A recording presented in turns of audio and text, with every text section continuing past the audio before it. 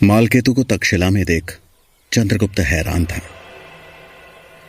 उसे लगा था कि मालकेतु अब शायद वापस तक्षशिला नहीं आएगा, लेकिन यहां तो सब उसके विपरीत हो रहा था। मालकेतु को छिपते छिपाते तक्षशिला से बाहर निकलता देख चंद्रगुप्त ने मन में सोचा, मालकेतु आज अचानक तक्षशिला में क्या कर रहा है? ये किससे मिलने आया था? मुझे पता लगाना होगा। ऐसा सोचते हुए चंद्रगुप्त मालकेतु का पीछा करने लगा।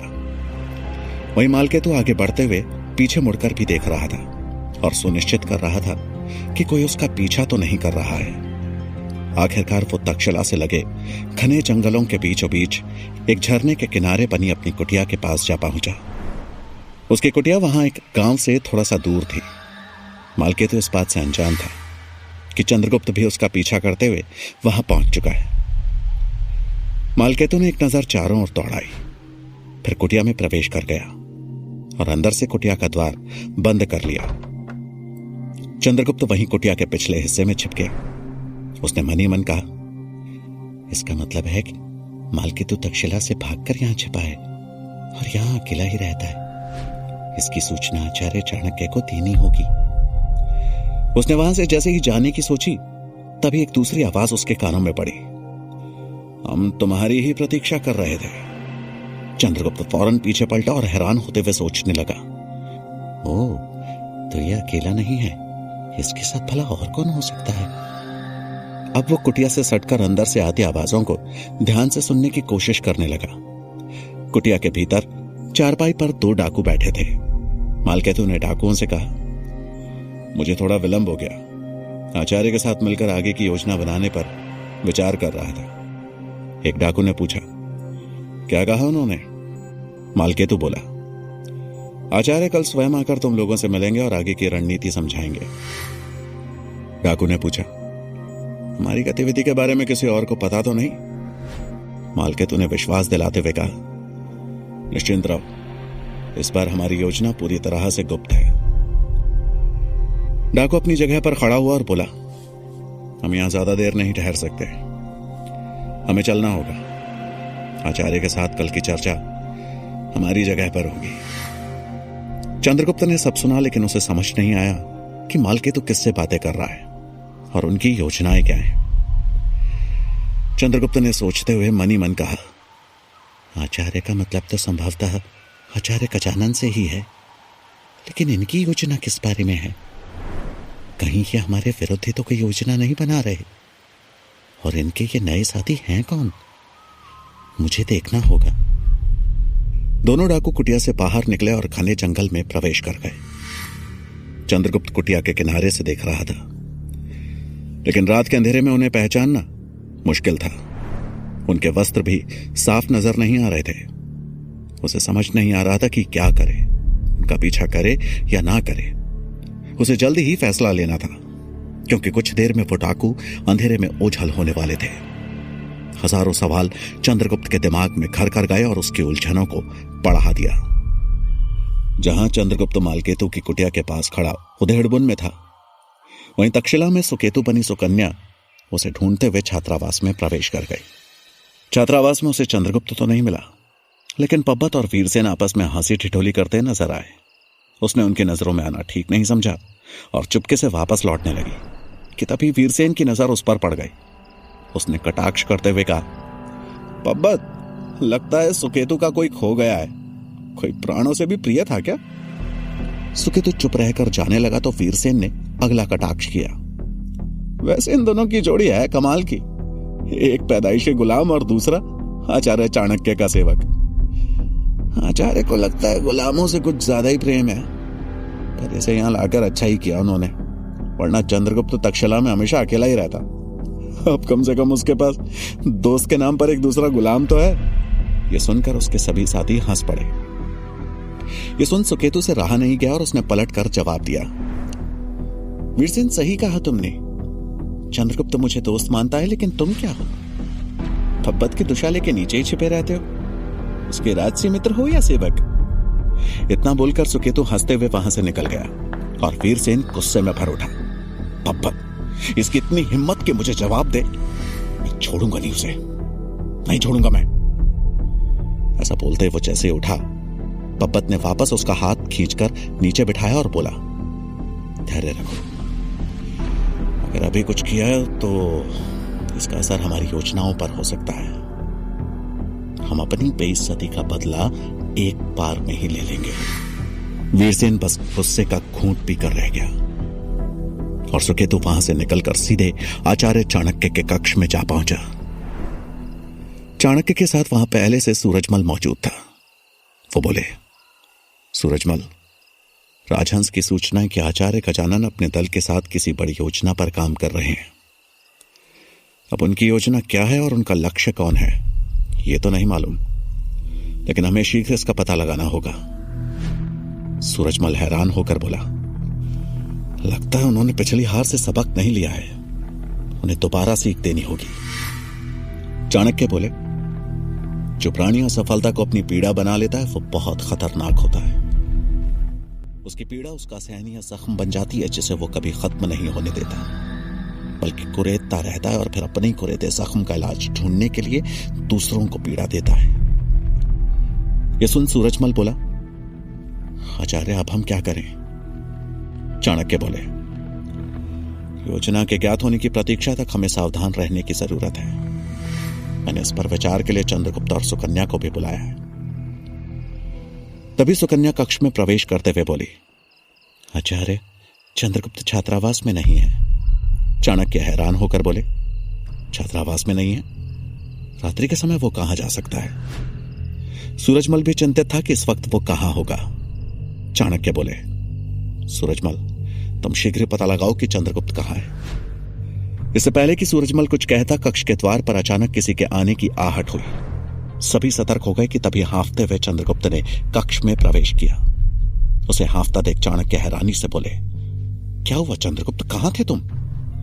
उसे इस तरह से हांफता देख सुकन्या ने तुरंत ही वहां रखे पात्र से पानी निकाला और चंद्रगुप्त की तरफ बढ़ा दिया। चंद्रगुप्त ने पानी का एक घूंट पिया और फिर बोला, आचार्य, मालकेतु का पीछा करते हुए जंगल चला गया था। मालकेतु का नाम सुनकर वो तीनों हैरान हो गए और फिर चंद्रगुप्त ने एक सांस में वो सब बता दिया जो कि जंगल में घटा था और बोला, मैंने सोचा कि उनका पीछा करूं, लेकिन फिर मुझे आपकी बातें याद आ गई। बिना किसी योजना के उनका पीछा करना मूर्खता होगी, इसलिए मैं वापस लौट आया। चाणक्य ने सभी पर एक नजर डाली और बोले, चंद्रगुप्त की बातों से ज्ञात होता है कि उनके दल से कोई और भी जुड़ा है। हमें अब और सतर्क हो जाना है, क्योंकि हम नहीं जानते कि हमारा शत्रु कौन है। हमें बस आचार्य गजानन की योजना की प्रतीक्षा है। एक बार उनके सारे मोहरे मैदान में पिच जाएं, उसके बाद हम अपनी रणनीति बनाएंगे। अब सभी जाओ और विश्राम करो। इधर मगध में मुरा को रसोई घर से हटाकर वापस महारानी की सेवा में लगा दिया गया था। मुरा ने जैसे ही सुगंधित फूलों की थाल लेकर महारानी के कक्ष में प्रवेश किया, महारानी ने तुरंत आदेश दिया, दासी, महाराज को जाकर हमारा संदेश दो कि हम उनसे मिलना चाहते हैं। मुरा सर झुकाकर बोली, जी महारानी। महारानी का आदेश मान वो फूलों की थाल रखे बिना ही कक्ष से बाहर निकल गई और महाराज के कक्ष की तरफ डरते हुए पड़ चली। महाराज अपने कक्ष में अमात्य के साथ बैठे एक विषय पर मंत्रणा कर रहे थे। अमात्य बोले, महाराज, इस मास मगध की जनता ने बहुत कम मात्रा में कर चुकाया है। राजकोष पर अतिरिक्त बोझ है। महाराज ने मदिरा का घूंट लेते हुए कहा, अमात्य, आपको तो ज्ञात है कि आपकी और हमारी मदिरा भी कर के सिक्कों से आती है, फिर राजकोष पर अतिरिक्त बोझ क्यों? प्रजा से कैसे भी कर वसूल करें और कर चोरी का दंड तो आप जानते ही हैं, गुलामी या मृत्यु दंड। अमात्य बोले, महाराज, अगर हम मगध की जनता पर, बोलते हुए वो पैरों की हल्की पदचाप सुनकर रुके। चेहरे को पल्लू से ढके मुरा ने कक्ष में प्रवेश किया और राजा और अमात्य को नमन किया। उसे देख धनानंद ने कहा, क्या समाचार है दासी? मुरा ने सर झुकाते हुए कहा, महाराज, महारानी का संदेश है कि वो आपसे मिलना चाहती है। तभी मुरा की नजर अमात्य पर पड़ी, जो उसे देखने के लिए पीछे पलटे थे, और वो अचानक घबरा गई। इसी घबराहट के चलते उसके हाथ का थाल नीचे गिर पड़ा और थाल के सारे पुष्प वहीं जमीन पर बिखर गए। वो सहमी हुई आवाज में बोली, क्षमा करें महाराज। वो जैसे ही पुष्प उठाने को नीचे झुकी, उसके चेहरे से उसका पल्लू नीचे गिर गया और धनानंद की नजरों ने उसका चेहरा देख लिया। मुरा ने जल्दी से वापस अपने चेहरे को ढका और कांपते हाथों से पुष्प उठाने लगी। थाल के गिरने से राजा धनानंद का पारा चढ़ चुका था, लेकिन फिर मुरा का चेहरा देख उन्होंने अपना गुस्सा काबू में कर लिया और कुछ सोचते हुए प्रश्न किया, तुम कितने वर्षों से इस महल में हो? मुरा घबराई हुई बोली, एक वर्ष से महाराज। धनानंद ने अमात्य की तरफ देखकर कहा, मुझे ऐसा क्यों प्रतीत हो रहा है कि इसे मैं बेहद करीब से जानता हूं। मुरा यह सुनकर और भी डर गई और जल्दी से थाल में पुष्प रखकर बोली, महाराज प्रस्थान की आज्ञा चाहूंगी। धनानंद भी नशे में थे, इसलिए उन्होंने उसे जाने का इशारा कर दिया। मुरा वहां से चली गई, लेकिन अमात्य को धनानंद का यह व्यवहार थोड़ा अटपटा सा लगा। उन्होंने मन ही मन कहा, महाराज ने न जाने आज तक कितनी वेश्याओं के संग रात गुजारी होगी, तो ऐसे में किसी का चेहरा याद रख पाना तो असंभव सा है। फिर इस मामूली दासी में ऐसा क्या खास है कि उन्हें इसका चेहरा याद रह गया? फिर उन्होंने नशे में झूमते धनानंद की तरफ देखा और मन ही मन बोले, हो सकता है महाराज को नशे की हालत में किसी और का चेहरा उस दासी में दिखाओ। तभी धनानंद के प्याले में मदिरा खत्म हो गई, तो उन्होंने ताली बजाकर सेवक से और मदिरा मंगवाई। सेवक मदिरा लाया और धनानंद का प्याला भरने लगा। धनानंद पीते पीते बोले, ये मदिरा बड़े काम की चीज है, एक घूंट अंदर और सारा दुख बाहर। अमात्य ने जब यह सुना तो उन्हें वो गुप्तचर याद आ गया जो मदिरा पीने के बाद सब सच उगलने लगा था। उन्होंने खुद से कहा, मदिरा के नशे में अक्सर इंसान सच ही बोलता है। अवश्य ये दासी कुछ छुपा रही है, इसका पता तो लगाना ही चाहिए कि ये है कौन। अमात्य के शक की सुई अब मुरा की तरफ घूम चुकी थी और मुरा भी कहीं ना कहीं यह समझ चुकी थी कि उसने धनानंद की नजरों में आकर बहुत बड़ी गलती कर दी है। मुरा का शरीर घबराहट के मारे पसीने से तरबतर हो चुका था।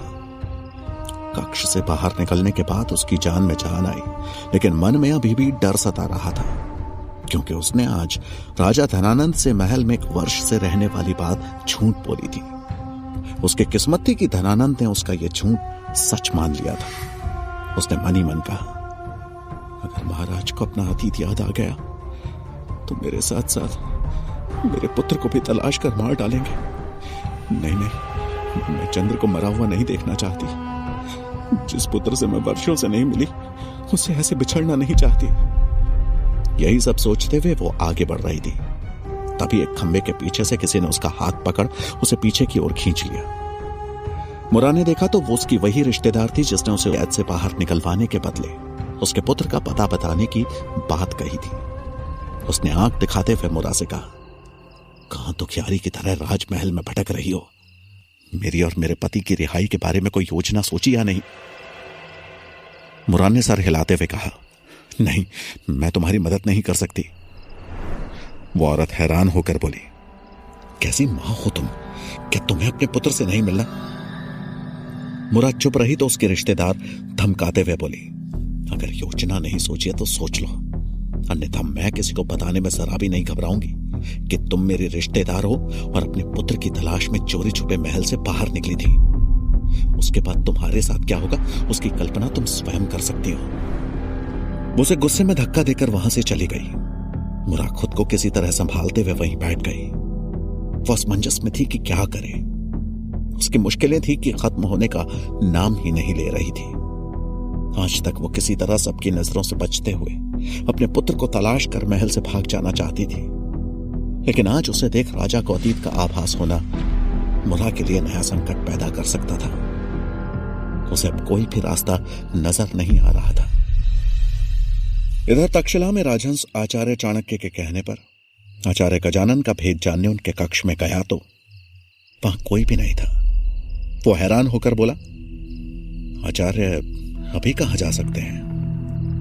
फिर कुछ सोचते हुए वो तुरंत अस्तबल की तरफ भागा। अस्तबल पहुंच उसने देखा कि वहां से आचार्य का घोड़ा गायब था। उसे समझते देर नहीं लगी कि वो कहीं दूर गए हैं। वो अस्तबल की रखवाली करने वाले से मिला और पूछा, क्या आपने आचार्य गजानन को देखा? वो यहां आए थे? अस्तबल के रखवाले ने हाँ में सर हिलाते हुए कहा, आचार्य तो रात्रि के तीसरे प्रहर में ही अपने घोड़े पर सवार होकर कहीं निकल गए थे। मैंने कहा कि मैं उनका घोड़ा तैयार कर देता हूं, तो बोले उसकी कोई जरूरत नहीं है, आकस्मिक कार्य आ पड़ा है, इसलिए तुरंत बाहर निकलना है।